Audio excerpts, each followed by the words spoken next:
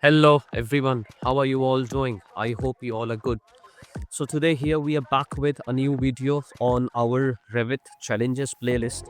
Okay, and this video is going to be on spaces.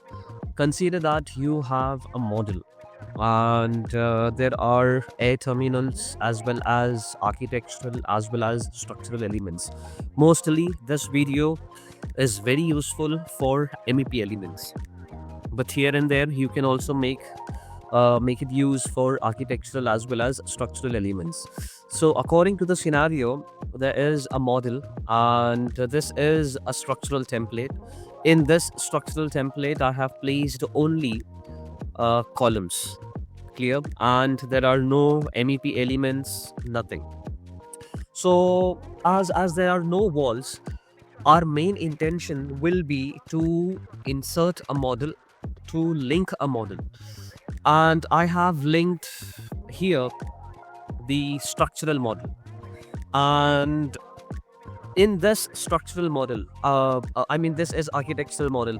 In this architectural model there are walls, there are many elements. If you come here on a level 4 plan, what you can see that there are walls here, and if I hide this architectural model, you will see here that there are no walls, there are only columns, which I can delete because I am demonstrating this video with respect to MEP elements. Okay, but again you can make use for architectural as well as structural elements as well. As of now we'll focus on MEP elements. So what did I tell you? Here there is an architectural model, and in this model I don't have any walls, not even a single element. But still, I will extract the schedule, and that schedule will give me information about the spaces. When I say spaces, for example, there is, if I press tab and if I enable rooms here, rooms are enabled, and let us see whether spaces are enabled. Spaces are also enabled. Okay, so you can see here that there is a space. Okay, so now Revit needs to understand what exactly this space is. Every room, every space has a name. For example, when you tag and when you prepare a plan, you mention this is bedroom, you mention this is hall, you mention this as veranda. So how it is understanding? Because we have inserted rooms as well as spaces here. Okay, now from this model, which is the linked model, we need to import this spaces as well as room information in our source model. Okay, in our host model. How we will import that I will show you. So as you have selected the architectural model, and once you come here in type properties, you have to enable this room bounding. Okay, so once you enable this room bounding, what Revit will do, Revit will consider the walls from the linked model as a closed atmosphere. Okay, and it will respect that, and it will help you to give information about these spaces. For example, if I place any air terminal here, Revit will tell me that this air terminal is located in which space. Okay, based on this space it will calculate the air volume, air inflow, air outflow. All right, if I hide it again, there's nothing. But just because I have enabled room bounding, it will consider the walls as the closed atmosphere, and it will give you information about the air terminals which I will be placing in relevant spaces or rooms. So how to do that? First, you will enable the room bounding. Second is, you will come here and analyze, and you will go to space, and you will say that place spaces automatically. Okay, when you do that, Revit will give you confirmation that 23 spaces are created based on the closed atmosphere. Okay, now these spaces which are here, it doesn't have a name, it doesn't have a name, it just have a number.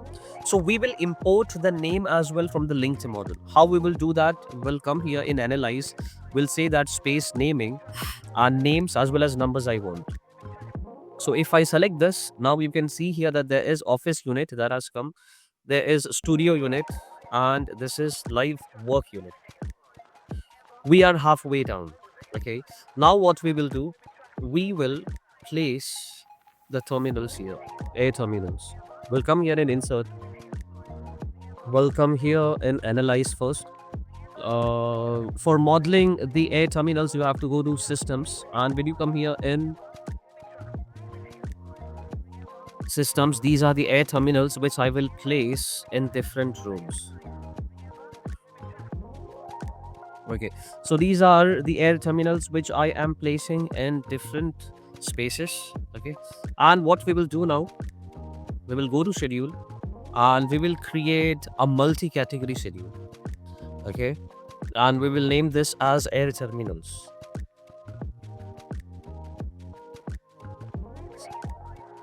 Now we will say family and type, and then we will come here, we'll say space name,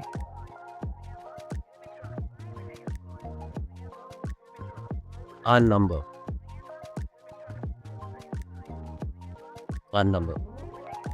This three data will give us the information. For example, if I select this, if I want to see this, see where exactly this is located. Okay, this is located here, and this particular diffuser is located in office unit 401. Okay, here there are only air terminals. I don't have walls, I don't have any other elements apart of air terminals, but still our model is giving us the information with the help of the schedule where exactly that element is located and what is the number.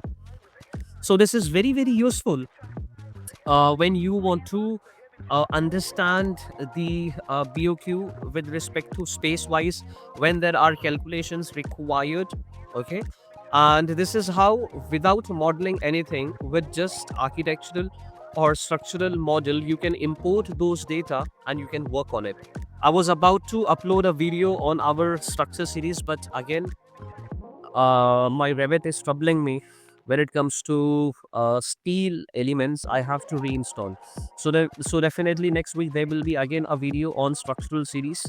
And yes, learners, as always, let us rise and shine together. Thank you.